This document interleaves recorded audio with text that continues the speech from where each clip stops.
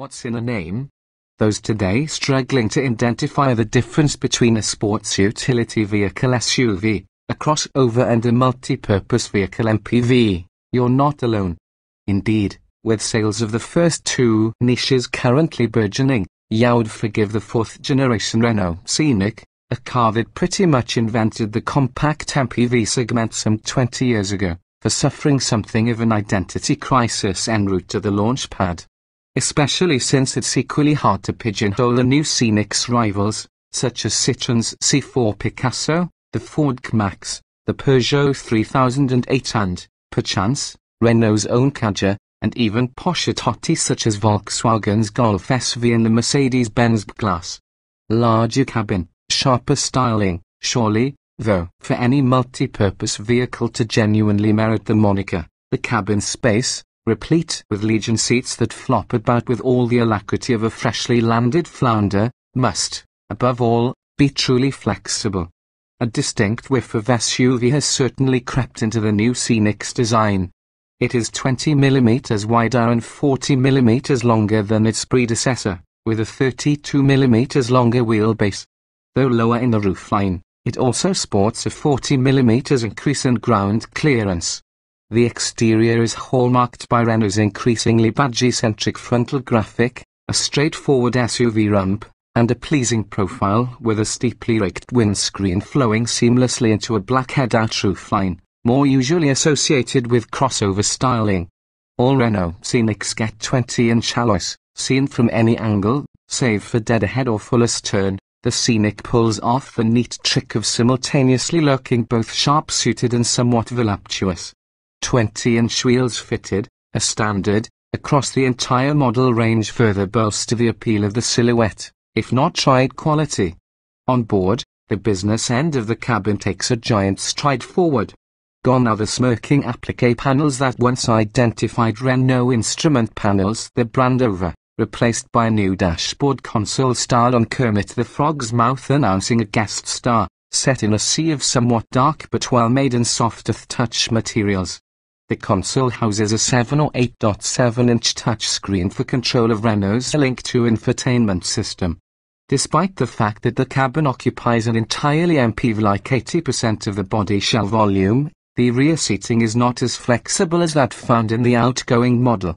No longer removable with the aid of a hernia truss, the sliding seats are now split just 60 hours 40 minutes instead of into 3. Shame that, being able to slide the center seat out of line was the best way of easing shoulder rub with 3 adults abreast. Offering merely adequate legroom, the seats may be lowered at the touch of a load space wall-mounted button, or via one of the multimedia system's endless menus, to give a flat floor. Load space, however, is bigger than before and, at 572 litres, claimed to be class-leading. Generous range of engines including manual hybrid, 6 engines will be available from day one, 2 turbocharged petrol, 3 turbodiesels and, built around the least powerful diesel, a hybrid assist engine. This latter is interesting not only for offering an 810% reduction in fuel consumption and CO2 emissions over the standard diesel, but also because, to our knowledge, it's the first hybrid powertrain out there mated to a manual transmission. More of which later.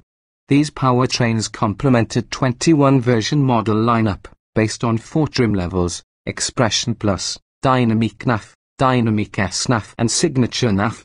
Standard specification levels seem generous, and all versions are loaded to the gunnels with sufficient safety technology to garner a 5-star Euro NCAP rating.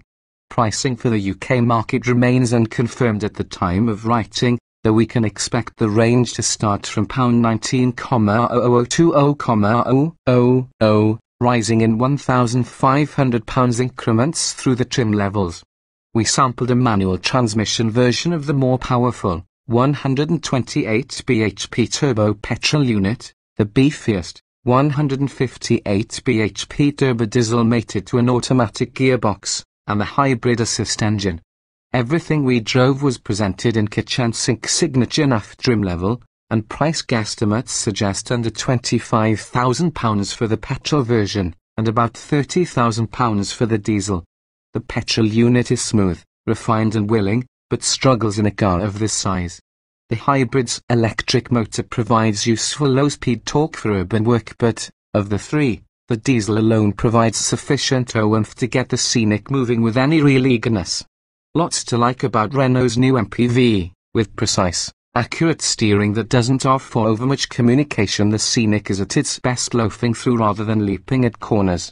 Moreover, the undercarriage struggles to remain supple at low speeds, crashing over obstacles of the kind that blight British roads. Fortunately, it does settle down as speeds rise, making the Scenic happier stumbling in a cruise, the quietness of which is rudely interrupted by a deal of wind noise from the door mirrors at higher velocities. In all, there's much to admire here. The new Scenic's a striking yet practical effort which, though slightly adrift of the modularity and flexibility of its predecessor, melds the characteristics of MPV, SUV and crossover sufficiently adroitly that a segment nomenclature reassessment may be in order.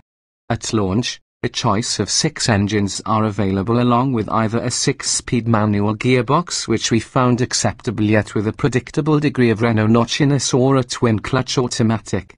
Petrol power, it's 131.2 litre, 130 horsepower, 205 Nm turbo petrol, 6-speed manual.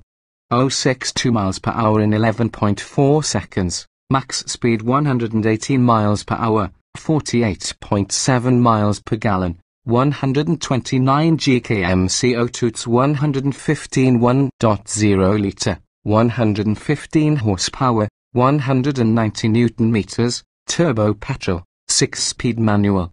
062 miles per hour in 12.3 seconds, max speed 115 miles per hour, 48.7 miles per gallon, 129 GkM CO2. The 1.2 litre turbo petrol engine is a reasonably refined unit that doesn't struggle as much as expected to heft this size of car around.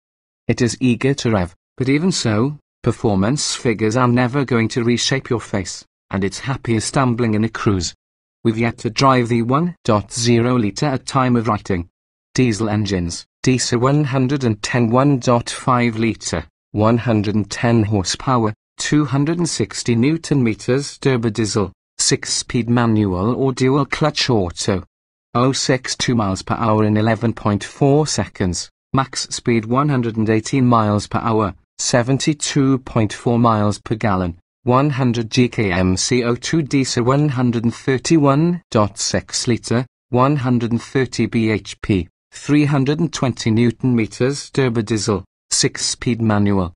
062 miles per hour in 11.4 seconds, max speed 118 miles per hour, 62.7 miles per gallon, 116 GkM CO2. Diesel 161.6 litre, 160 horsepower, 380 Newton meters. Turbo diesel, dual clutch auto. 062 miles per hour in 11.4 seconds, max speed 118 miles per hour, 62.7 miles per gallon, 118 GkM CO2. While we haven't driven the two lower power diesels, the 160 horsepower mated to a smooth, twin-clutch automatic transmission feels a better fit for 3 reasons. Firstly, it boasts better low-down torque for greater urgency in every driving scenario. Secondly, the Scenic's family outing character lends itself ideally to an automatic gearbox, and, thirdly, the diesel doesn't have to try so hard to maintain a high-speed cruise, and is therefore quieter. Unusual diesel hybrid manual model, Diesel 110 Hybrid Assist 1.5 litre, 110 horsepower, 260 Newton meters. Hybrid Assist Turbo Diesel with 10 kilowatts electric motor, 6-speed manual. 062 miles per hour in 11.4 seconds, max speed 118 miles per hour, 80.7 miles per gallon, 92 GkM CO2. The hybrid assist engine is an affordable way for Renault to enter the hybrid arena. Rather than building the electric motor into the gearbox, it takes the place of the alternator alongside the engine, and takes power from an 11 kg lithium-ion battery pack under the load space deck astern. Tax significant 810% reduction in fuel consumption and CO2 emissions aside, Renault quotes identical performance figures for this unit in the standard 110 horsepower turbodiesel, suggesting the extra 44 kilograms weight of hybrid componentry balances out any performance advantage. A brief drive does however suggest it adds sprightliness in the urban environment, thanks to an electric motor's ability to generate maximum torque from 0 revs.